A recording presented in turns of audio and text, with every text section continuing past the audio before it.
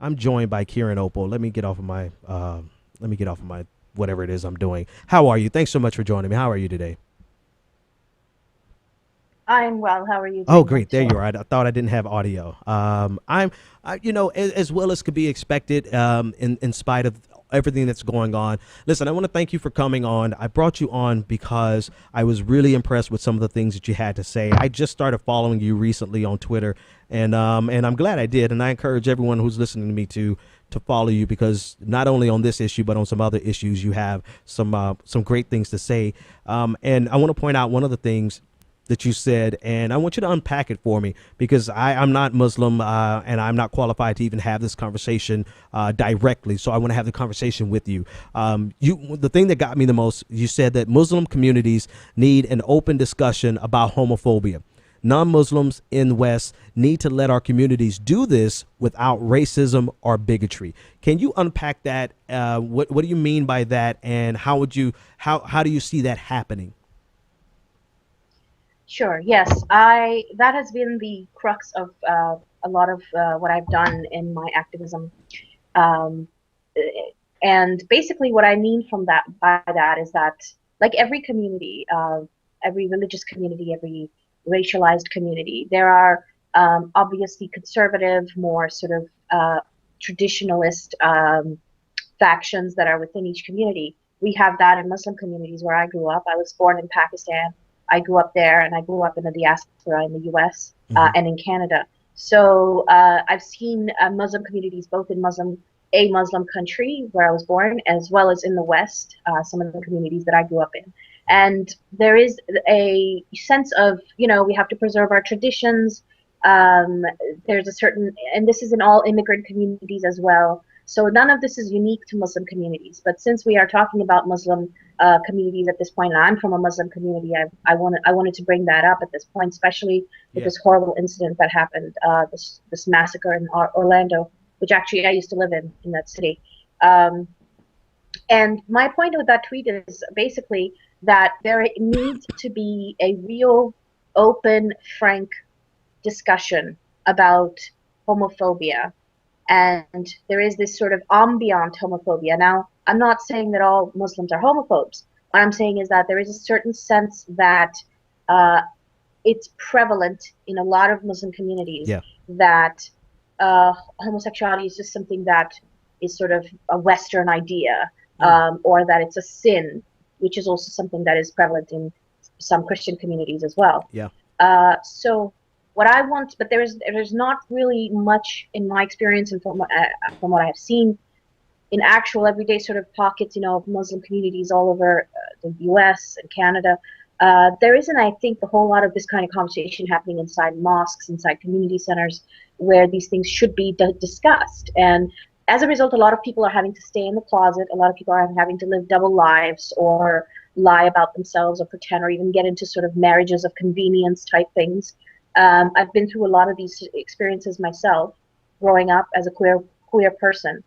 Uh, so what my point is that these conversations need to be had, and at the same time, what happens is when, for example, on Twitter, let's say if we are having these conversations in public in any way, whether it's somebody, a stand-up comic who's making a joke about their homophobic parents, like there's a great stand-up comic named Sabrina Jalise, Hmm. and she's a lesbian and she's half Pakistani, and she's really funny. A lot of her jokes have to do with, her coming out or staying in the closet and Hmm. this and that, and it's really, but some of that stuff when she's critical about it, about her family or her community, or in how the homophobia sometimes plays out. Sometimes some of that is used as sort of part of a narrative that, oh, Muslims are like this, or Muslims will never be like us. And this I'm talking about by right wingers, by conservatives here in the West. Hmm. So my point with that second part of that tweet was that we need to be able to have these conversations, whether it's through on Twitter, whether it's on Facebook, whether it's in the media, in through books, through movies. We need to be able to talk about the issues that are in our communities, good, bad, and everything in the middle, without having to feel like we're constantly under siege, like we're constantly being blamed collectively for Mm. anything that happens by some deranged individual. And I think that we really need to fight on these two. Someone like me has to fight on two fronts. We have to fight homophobia Yeah. within Muslim communities, and Islamophobia outside of it. So it becomes a very tricky a Balancing very act. tricky thing to do. Yeah, I find myself in a similar fight where I have to simultaneously fight the bigotry and Christianity that I know is there. And I'm fighting it on a regular basis. And I'm like, I'm so tired of Christians being as bigoted as we are in so many ways. But at the same time, I find myself having to fight to be like, okay, but we still have a right to be a Christian, right? We still have a right to be religious. This is our, I have to look outward and inward. So I identify with that dual front battle that you have. Let me dig in a little deeper. And I want to ask you from a liberal progressive perspective, do you ever get tired of liberals trying to protect Islam so hard that we don't even concede or give voice to the fact that there is reform that's needed, particularly with the LGBTQ community, that the Islam community and the LGBTQ community? Do you ever run into that where liberals are caping so hard for you guys, where you feel like saying, listen, we do have some issues and we do need to talk about it? Absolutely. I want to say there's actually that third level of, where we deal with, I mean, I work with a lot of people, and some of them call this idea cultural relativism, where the sense that, well, that's your culture. We who are outsiders should not have anything to do with it. And that's fine, of course. I mean, we have to recognize privileges and, what is appropriate in any situation. However, there are times when I am sort of, I say, there's somebody who's trying to explain to me, my own background or my own situation. And this does happen all the time where, yes, some non-Muslims, white people especially, tend to become very protective.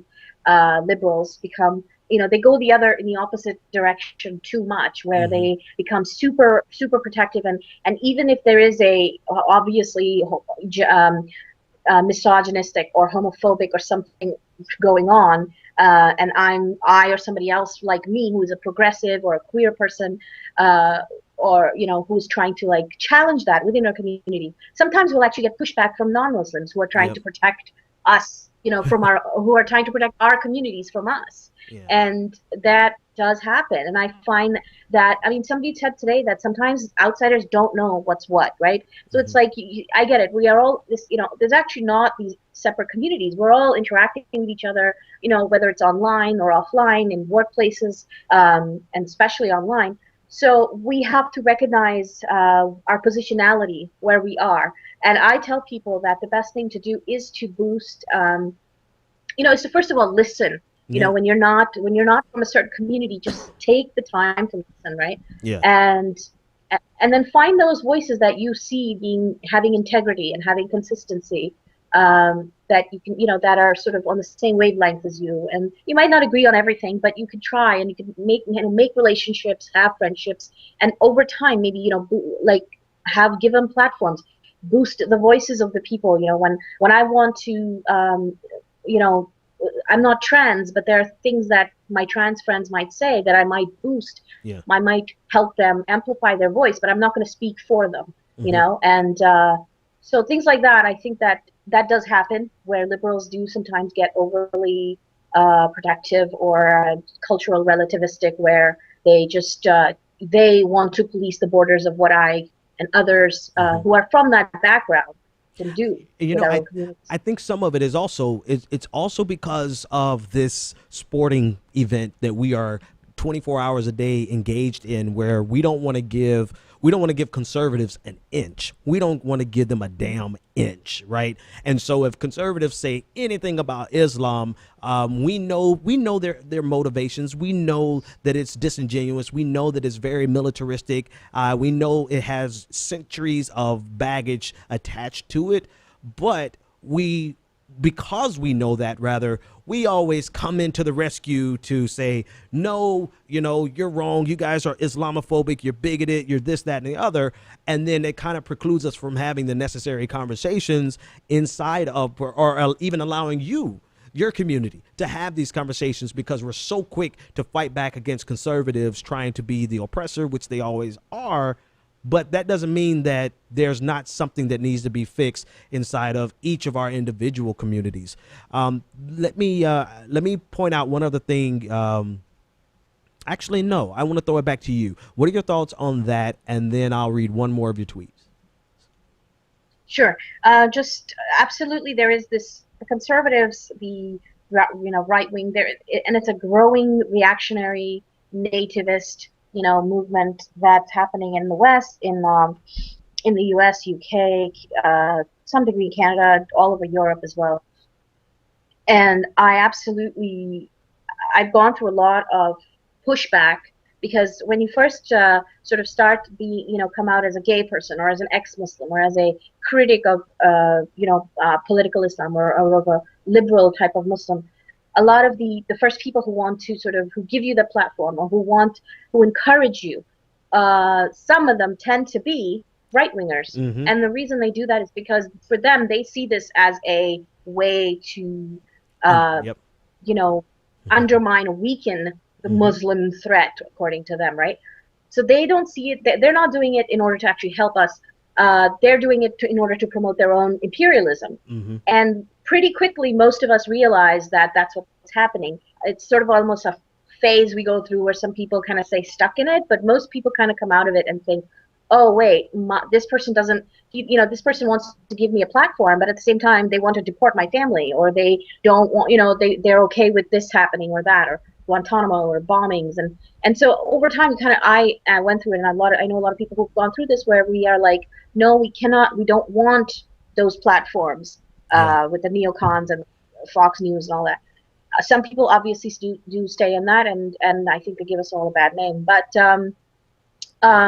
the conservatives, and that's exactly what it is. The white or black or Western, whatever, liberal, non-Muslim liberal is absolutely going and reacting to and responding to that conservative threat, which is there, and it's horrible, and they're they have the money, they have the weapons, they have power, so it's always a matter of pushing back against that, making sure that they don't have they don't win the day, or as much as possible they don't. Yeah. So I agree with that, and I appreciate that, and I do, and it's very complicated for all these reasons, because like I said before, earlier today somewhere, that anti-Muslim hatred or Islamophobia, what it actually does is it ensures that people like me who are trying to make progressive change in some way or another, we either get completely discredited if we our voices get diminished within the community, because the community is just being defensive. There's just like this siege, and we have to protect ourselves. So we don't have time. There's very little space and time to talk about internal issues. Yeah. Yeah. And this comes full circle right back to the brilliance of your tweet. I mean, you said some other things that I think are so poignant, and it was funny. The one that really went viral was the one about Ramadan. But the one that stood out the most to me was the fact that there are conversations that every community needs to have. There are conversations like, let's say peradventure this guy wasn't even a practicing Muslim, right? Because it's starting to build up. The case is building up that may very well be the case. But that doesn't absolve the Muslim community from needing to have these conversations. And I'm saying this sympathetically, because they're conversations that I have to have with the Christian community every damn day that drives me insane. And if we don't have those conversations, in my opinion, it's a detriment to the faith. It undermines the faith by allowing us to stay in this static position in a time where we were dominant, and therefore, because we were dominant, we can enforce our will no matter what the marginalized communities say. And this is not the way of the world anymore. And we should be grateful that we have a chance to evolve without having there to be an uprising to suppress our religions. I said all that to say is that we need to have these conversations for the benefit of our faith, not to the detriment of our faith. And I really appreciate you, Kiran, for pointing those things out, because I honestly, you put it better than I've ever seen it put. So that's why I wanted to have you on. I'll let you get the last word and tell everyone where they can find you. Thank you. Yeah, I agree. I'm really glad that you brought me on. I think that there's so much more we can talk about. Yeah. I do some writing, and I have done a couple of appearances, and I'm always open to talking with anyone. I'm on Twitter at Kiran Opal, KIRANOPAL. I do talk about these issues a lot, about sexuality, religion, race, politics. So those are, gender. A lot of those issues are just what I tend to talk about, and from a very anti-oppression, anti-racist lens. And yeah, I would love to talk to anyone about this stuff now or whenever. Great. Thank you. And I definitely would love to have you back. So thanks so much for joining us. Thank you, Benjamin. You Take have a care. great 857-600-0518 if you want to join the conversation. We just really, in a quick, fast, and a hurry, I'm sorry. That was a great ass conversation.